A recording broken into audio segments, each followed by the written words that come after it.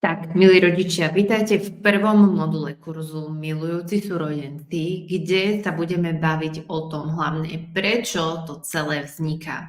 Prečo tie naše deti majú medzi sebou konflikty, prečo to staršie dieťa veľakrát nevie prijať to mladšie dieťa, prečo to staršie dieťa je úplne iné ako to mladšie dieťa a veľa, veľa ďalšieho. Takže prvá otázka, na ktorú by sme si mali zodpovedať, je, čo sme nevedeli a mali sme vedieť oveľa skôr, než sa nám narodilo druhé a ďalšie dieťa.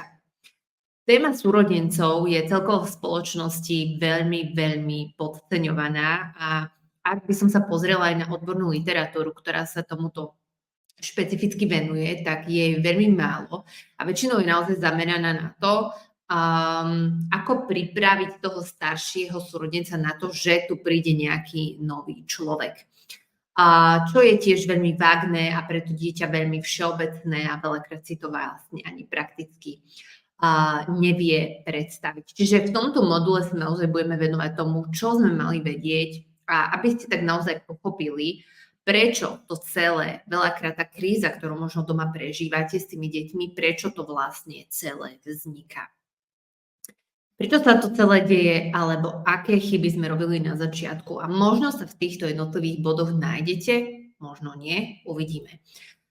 Prvá vec, ktorou sa stretávam, najmä ak pracujem s mamami, ktorých manželia alebo partneri nechcú spolupracovať v tejto téme alebo v problematike výchovy celkovo všeobecne, je neschopnosť priznať si chybu a prijať radu od odborníka. Naozaj, ak sa téma výchovy je vo všeobecnosti veľmi podceňovanou témou v našej spoločnosti, pretože sme boli zvyknutí, že deti sa proste vychovávajú, že nejako rastú proste samé popri nás v minulosti na roli, teraz nejakým spôsobom v školách. Sme zvyknutí, že tú výchovnú časť a vzdelávaciu časť tých našich detí nechávame na nejaké inštitúcie, ako je materská škola, základná škola a tak ďalej. A takzvané sa deti od nás odpájajú.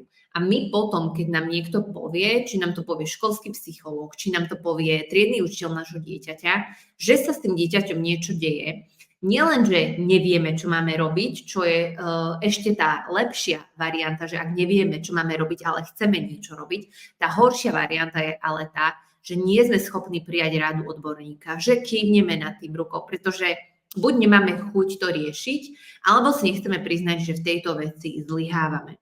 Takže to je jedna z najčastejších chýb, ktoré na začiatku robíme, že nie sme schopní, aj ak uvažujeme o druhom dieťati, prijať pohľad niekoho, kto sa danej problematike rozumie. Druhá veľmi častá vec, a je to proste problém dnešnej doby a o tom by mohol byť celý jeden kurz, je kríza otcovstva. To znamená, že muži sú stále viac deťmi ako mužmi, ktorí sú hodní nasledovania. Z mojich kurzov už, alebo tí, ktorí ma poznáte, viete, že cieľom výchovy nás, rodičov, je stať sa vzorom hodným nasledovania. Čiže nejde len o to samotné výchovné pôsobenie, ale aj o to, akým vzorom som ja pre svoje dieťa. A stáva sa teda to, že ženy sú potom frustrované, že nemajú toho partnera, ktorý by im bol naozaj rovnocenným partnerom, ktorý by sa dokázal rovnako dobre postarať o deti. A namiesto toho, že má naozaj reálne 2, 3, 4 deti, tak má ešte toho 5. manžela, o ktorého sa treba starať. Tu sa musím zase pri ďalšom bode obrátiť aj na ženy. Ženy bohužiaľ žijú v naivných predstavách ideálnej rodiny. OK, čiže vezmem si niekoho, budeme mať 2, 3, 4 deti, budeme sa starať o domácnosť, deti budú chodiť do škôlky, budeme potom chodiť na výlety, na dovolenky a tak ďalej. Avšak tá realita, ten bežný rodinný život je o niečom úplne inom a tá idylka proste nenastáva. Ženy sú ešte viac frustrované a svoju frustráciu prenášajú aj na svoje deti. Najhoršia vec, ktorú môžu rodičia urobiť, väčšinou to teda robia ženy, je to, že chcú otehotnieť, aby zachránili nejaký krachujúci vzťah. Bohužiaľ je to naozaj tak, že si neuvedomujeme, že dieťa a to, čo dieťa vyžaduje, tú starostlivosť, ešte viac tú frustráciu vzťahu prehlbí. Vzťah je ešte viac v rozklade, dieťa stráca rodiča, väčšinou ten otec odchádza, matka ostáva na výchovu tak či tak sama a má o 1-2 deti teda naviac. No a ďalšia chyba je tá, že otehotnem, aby som s nezodpovedným mužom, aby som si ho udržala. Čiže ono medzi tým posledným bodom je ten, že v tom 4. bode už tá rodina sme. A urobíme si ďalšie dieťa, aby sme to nejako zachránili, pretože budeme mať nejaký spoločný bod záujmu a chcú to obe strany. Avšak v tom 5. bode je to o tom, že tá žena si chce toho muža za každú cenu udržať, chce si udržať jeho pozornosť, chce ho mať pri sebe a tak aj väčšinou aj bez vedomia toho muža buď vysadí antikoncepciu a nejakým spôsobom otehotnie, tento muž je ale nezodpovedný a tak či tak sa tento vzťah rozpadá a žena ostáva s dieťaťom sama. Toto sú najväčšie chyby, ktoré sa dejú v spoločnosti, dejú sa veľmi často. Je to stále tabuizovaná téma, aj keď 50%, takmer už 50% rodín na Slovensku je jednorodičovských. To znamená, že je to naozaj veľmi, veľmi častá téma, ktorú neriešime ako spoločnosť a naozaj sa odráža či už v právach detí a tak ďalej a tak ďalej. A je to veľmi veľký problém. Čiže to som vám chcela na začiatku ukázať, prečo sa potom v tých súrodenských vzťahoch a neskôr sú teda problémy s týmito detičkami. Jednak nemajú vzory, majú frustrovanú maminku, OK, a hlavne veľakrát, o tom si povieme ďalej, je tam zlé načasovanie. Pozrime sa do ríše zvierat. Ideme sa teraz baviť vlastne o tom, aký je ten správny čas na to 2., 3., 4., neviem ktoré dieťa ďalšie. Matky inteligentných tvorov sa intuitívne veľmi starostlivo starajú o svoje mláďatka. Sú to najmä teda opičky, orangutany, šimpanzi a gorily. A tu vám chcem povedať to, aký je rozdiel vlastne medzi tým, ako intuitívne naozaj fungujú zvieratá a ako veľakrát iracionálne uvažujeme my ľudia. Ja vám poviem aj o svojom osobnom príklade, pretože medzi mojimi deťmi je 2 roky a 3 mesiace. Takže orangutany sú na výchovu väčšinou samé, čiže sú to skôr také samotárske tvory a práve preto majú ďalšie mláďa až po 6 až 8 rokoch. To znamená, že majú dostatočný čas na to, aby to mláďa naučili všetkému, čo to mláďa sa potrebuje v tej džungli, v tom živote naučiť. Ako zháňať potravu, potrebuje dostatok matkinej blízkosti, ochranu, čo a kde nájde orientáciu v priestore. Šimpanzi žijú zase v skupinách, to sú tí na strednom obrázku, aj keď žijú v skupinách, mláde majú až po 5 až 8 rokoch. Čiže napriek tomu, že sú tu skupinovo žijúce tvory, tak veľmi veľkú svoju pozornosť naozaj matka šimpanza má fokusovanú na to svoje dieťa. Gorily žijú v skupinách a síce majú dieťa po 3 alebo 4 rokoch, ale tu je rozdiel v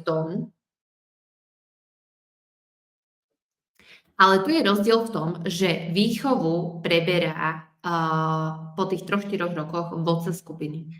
Čiže o to dieťa sa stále niekto stará, stále nejakým spôsobom je mu venovaná pozornosť, ale aj tak väčšinou majú tie mláďatka až neskôr. OK, čiže pozrime sa na tie zvieratá v tejto chvíli. Máme tu rozpätie 6, 8, 5, 8, 3, 4 roky. A pozrime sa teraz spoločne na náš druh. Okay? Čo urobí mama ľudského mláďaťa? Dieťa máme po roku až 4 rokoch, čo je veľmi krátky proste časový úsek.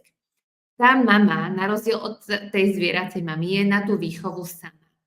A okrem toho je ľudské dieťa oveľa náročnejšie, čo sa týka adaptácie na to vonkajšie prostredie ako zvieracie mláďa.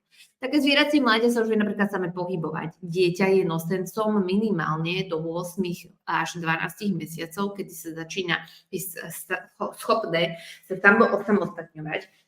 Je schopné samostatného pohybu a je schopné nejako samospoznávať svet. Aj tak si ale nezoženie potravu same, nenaje sa same.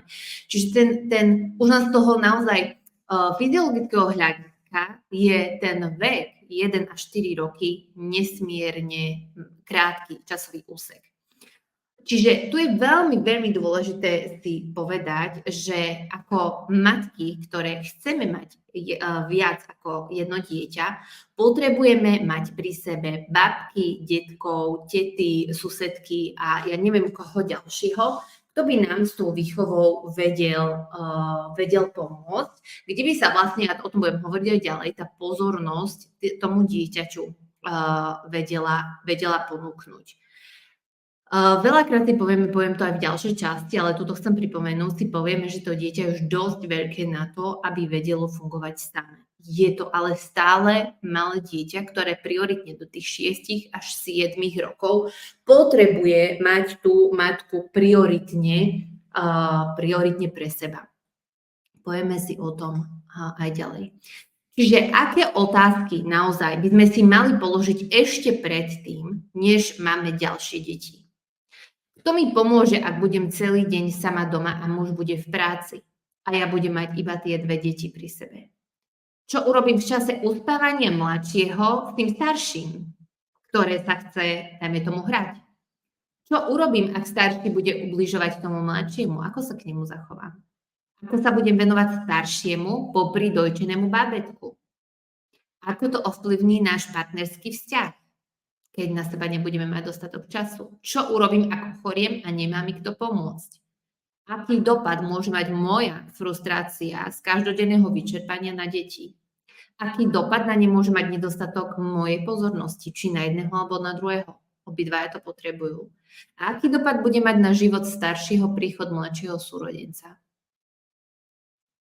Na celkovo, na dospelý život. Na tieto otázky si odpovede väčšinou nekladieme, pretože je na nich odpoveď veľmi náročná. A ak nemáme naozaj tú pomoc, a ja som to zažila na vlastnej koži, že som tú pomoc nemala, pri staršej áno, pri mladšej už nie, tak je to veľmi, veľmi, veľmi, veľmi náročné a je veľmi ťažké s tými súrodencami pracovať tak, aby sme naplňali potreby oboch týchto detí. Povieme si o tom, nebojte sa ďalej. Čiže aká je realita? Najčastejší vekový rozdiel u nás je 2,5 až 4 roky, čo je to najhoršie, čo môžeme tomu dieťaťu dať. Ja to mám takisto, čiže som s vami úplne na jednej lodi. A čo sa tam vlastne v tom deje? Narodí sa vlastne to menšie bábätko, dajme tomu, že aj tá maminka sa na to pripravovala v tom zmysle, že si čítala s dieťatkom nejaké knižky o tom, že príde mladší súrodenec a tak ďalej. Ale s príchodom únavy, popôrodnej, frustrácie a neviem čo všetkého, to staršie dieťa už chceme, aby počúvalo, aby nejakým spôsobom sa zaradilo. Mamka viac na ňo kričí, je na ňo prísna, veľa viac prikazuje, to zvládneš sám, musíš to robiť sám, mamka tu má bábätko, nekrič, lebo ho zobudíš, nebij ho, nesmieš mu to robiť, neber mu to, daj mu tú hračku, ty si už starší, ty už to musíš zvládnuť sám, mamka pomáha iba tomu mladšiemu bábätku. Poznávate sa v tom? No a čo sa vtedy deje? U staršieho v jeho mysli sa rodí koktail obranných mechanizmov, hnevu, frustrácie, odporu a vzdoru. OK, to malé dieťa ešte stále nie je vyzbrojené, emočný mozog nie je ešte vyzbrojený tak, aby vás už natoľko nepotreboval. Tlačenie do samostatnosti dieťaťa je cesta do pekla a cesta k naozaj staráte vzájomného vzťahu. Dieťa vo veku 3-4 rokov je ešte veľmi malé na to, aby pochopilo a prijalo to, že sa mama vo zvýšenej pozornosti stará práve o to bábätko, zatiaľ čo ono stráda. A čo sa vtedy deje? Začína boj o pozornosť, či už mamky alebo ocka. Akým spôsobom? Okay? Čiže práve tým, že ubližujem tomu bábätku, že začnem šaškovať, že začnem vystrájať, že sem tam uštipnem, zoberiem tomu dieťatku tú hráčku, alebo naopak začnem sa bábätkovať. OK, to dieťa sa chce zrazu opäť nechať krmiť, nechať obliekať, aj keď to všetko už napríklad vedelo samé, ale práve preto, že si vie získať týmto vašu pozornosť, tak to začína robiť. K tomu poviem napríklad len, že moja dcerka Klárka sa dodnes necháva rada krmiť a ja to napríklad, ja viem, že sa vie najesť sama a veľakrát, keď ho to poprosím, tak sa aj sama naje. Ale veľakrát jeme napríklad z jedného taniera, aj vzájomne sa niekedy krmíme a je to taký ten čas pre nás, keď tá mladšia spí. Čiže je to naozaj o tom, že to dieťa to vašu zvýšenú pozornosť potrebuje. Okrem toho dieťa, čo sa tam deje? Stráca aj záujem okolia. Okay? Dovtedy, keď mala tá maminka iba jedno dieťatko, tak bolo stredobodom pozornosti, čo nie je zlé. Okay? Je to úplne v poriadku. Avšak čo sa teraz deje? To dieťatko sa stretne s niekým na ulici, mamka má v kočiku bábätko alebo v nosiči a vlastne to druhé dieťa ide na odrážadle alebo na bicykliku a každý chce vidieť to malé bábätko v tom kočiku a to dieťa staršie tam vedľa iba stojí a nikto si ho nevšíma. Stráca záujem okolia. Každá návšteva, ktorá príde za tým bábätkom, ktoré sa narodilo a zaujíma ich to, nosia mu hráčky, nosia mu nejaké veci. A to dieťa staršie stojí bokom a tak začína hnevať a upútavať na seba pozornosť, pretože ju stále potrebuje. A negatívna pozornosť je pre dieťa vždy lepšia ako žiadna pozornosť. To platí proste vždy pri deťoch. No a čo sa tam deje v tom dieťatku? Dieťatko začína cítiť nezáujem, samotu, opustenosť, frustrácia sa prehlbuje, čo je veľmi nešťastné, ak si to nevšimneme. Ale ak sú rodičia vnímaví a vidia, že s tým dieťatkom sa niečo deje a vedia, že to dieťa nie je zlé, ale vidia tú zmenu s príchodom súrodenca, tak pochopia, že potrebuje naplňať potrebu pozornosti milujúcej náruče matky alebo otca a potrebu pozornosti v ponímaní spoločnosti. Čiže tu je moja rada pre vás, ktorá je na nezaplatenie a veľakrát s tým bojujem s mamičkami, pretože dnes žijeme v dobe oddelenosti a to znamená, že žijeme sami, odišli sme niekde preč do mesta alebo niekde preč ďaleko od rodiny. Sme na všetko sami a nemá nám kto pomôcť, pretože sme to tak chceli, pretože sme nemali dobré vzťahy s našimi rodičmi. Ale pre vaše psychické zdravie a pre zdravie vašich detí si prosím volajte na pomoc babky, detkov, susedky, kamošky s malými deťmi, kamošov zo škôlky, alebo ak máte vaše dieťa náhodou už chodí do škôlky a máte nejakých kamošov, ktorí vám vedeli to dieťatko staršie občas postrážiť alebo nejakým spôsobom s ním byť, straviť nejaký čas, kde mu bude venovaná tá špecifická pozornosť, tak to urobte. Veľa rodičov to neurobí, veľa maminiek mi hovorí, že je im to trápne. Každý žijeme v nejakej oddelenosti a všetci sa trápime namiesto toho, aby sme si vzájomne pomohli. A možno keď dáte tento návrh nejakej vašej kamoške, maminke, môžete si tie deti postriedať. Okay? V útorok sú u nás, v štvrtok sú u vás. A takýmto spôsobom to viete zvládnuť oveľa lepšie. No a ďalšia veľmi dôležitá rada v tomto momente pre vás je, aby ste si vyhradili čas, ktorý venujete raz manžel a raz vy, čas iba tomu staršiemu. Čiže naozaj buď sa zavriete do izbičky a budete si čítať spolu knižky, zatiaľ čo niekto iný bude s tým mladším dieťaťom.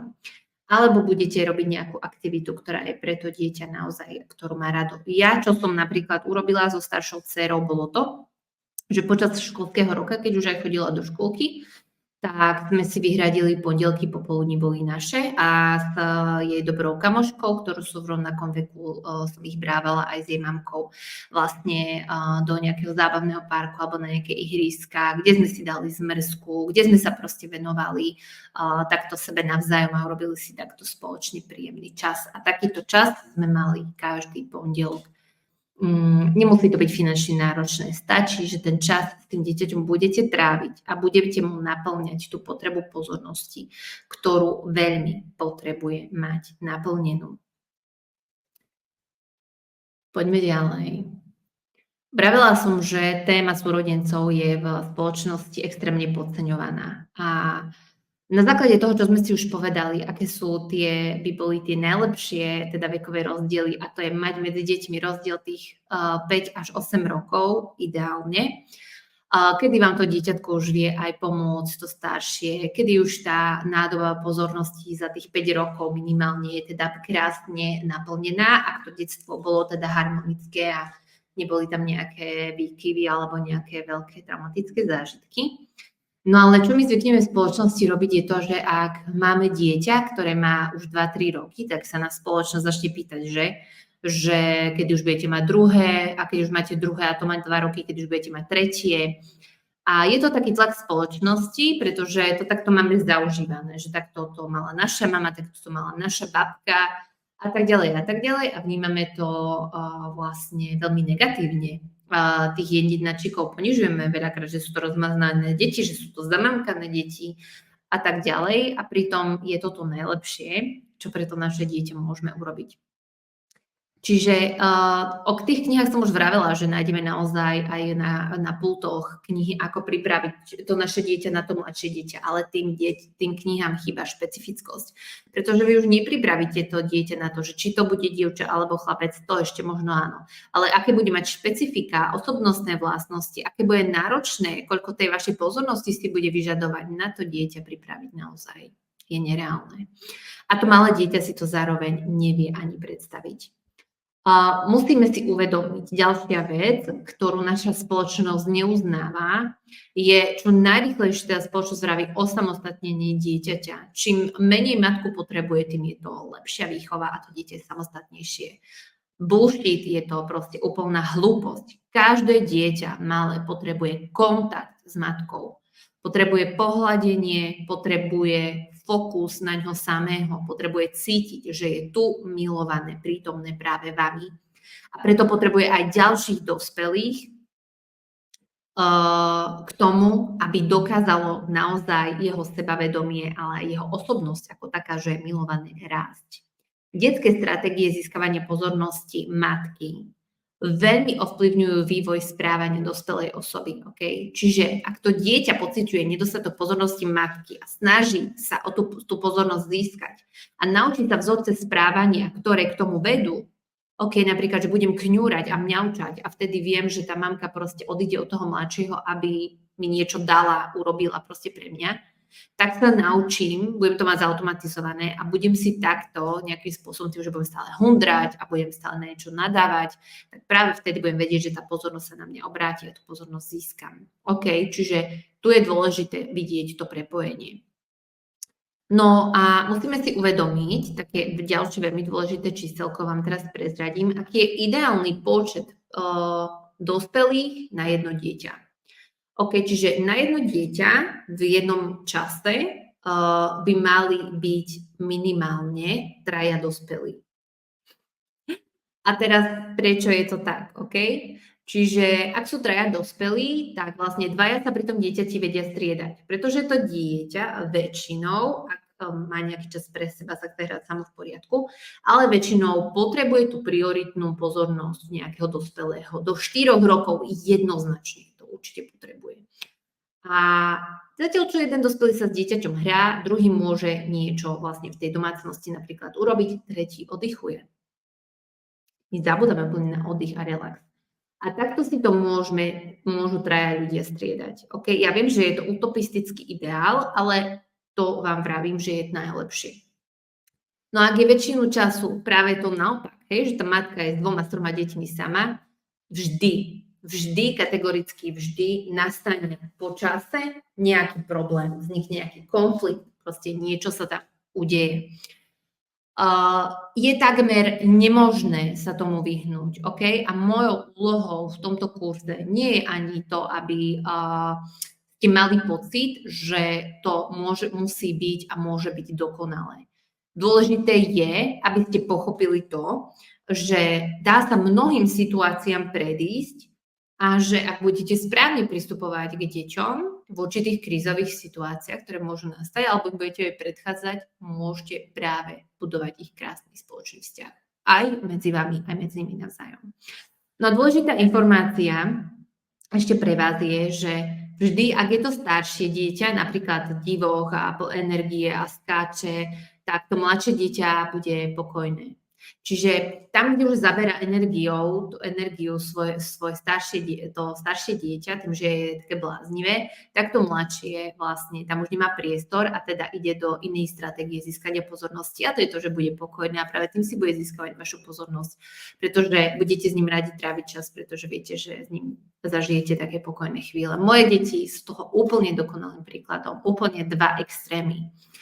Klárka staršia, spoločenská, proste miluje ľudí, energická, miluje škôlku, miluje deti, proste stále by len chodila, poznávala A tá mladšia, vysokocitlivá, introvertka, plačlivá, nemá rada spoločnosť, radšej sa hrá sama alebo s niekým, len s jednou osobou alebo so svojou sestrou, nemá rada nové veci, nechce skúšať nové veci, veľmi dlho si zvyká na zmeny, reaguje na nich príliš citlivo, príliš veľmi citlivo. Čiže úplne dva extrémy. OK? A tu by som ešte rada povedala svoj vlastný príklad, že tiež v čase, kedy sme chceli s mojim manželom druhé dieťa, a mali sme ho plánovanie, sme si povedali ale takúto vec, že veď skúsme, či to vyjde, veď s tým prvým to bolo trošku také náročnejšie, skúsme, či to vyjde, veď to nemusí byť na prvýkrát a tak, aby som stihla tú materskú do tých 3 rokov, akože tú náväznú. A vlastne tým, že Klárka bola pokojné dieťa, tak sme si mysleli, že to proste bude teda úplne plážová v pohode. A veľmi som sa mýlila, pretože napriek tomu, že Klárka je pokojné dieťa a naozaj dala mi veľký priestor, aby som sa mohla venovať tej náročnejšej, tej Katarínke, vidím tými rokmi, ako stráda. A aj keď sa snažíme naozaj naplňať jej tie potreby, veľakrát sú obdobia, kedy to pre nás nie je možné a preto si to ani vy nevyčítajte. Ale vždy vidím, že tá frustrácia z nedostatku pozornosti, keď sa zvyšuje, že to potom potrebujeme doplniť. Čiže potrebujeme nejaký spoločný deň alebo víkend alebo niečo, kde si tú nádobu pozornosti proste doplní. No a v závere mám pre vás teda jednu úlohu, takú špecifickú. Skôr, než budete si teda púšťať ďalšie špecifické moduly v jednotlivých súrodeneckých kombináciách, tak si prosím skúste naozaj tak odsledovať tú svoju situáciu doma v nasledujúce dni a skúste tak pozorne sledovať konflikty, ktoré u vás doma vznikajú a skúste zisťovať ich príčinu. Čo sa udeje tesne predtým, než to staršie dieťa udrie to mladšie?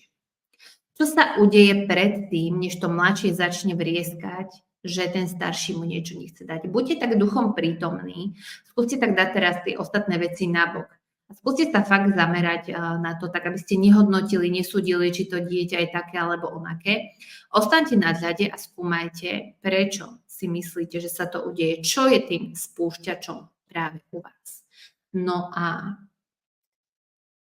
ja sa na vás teším už v ďalšom module, kde si vysvetlíme ďalšie jedinečné, špecifické situácie v súrodeneckých kombináciách.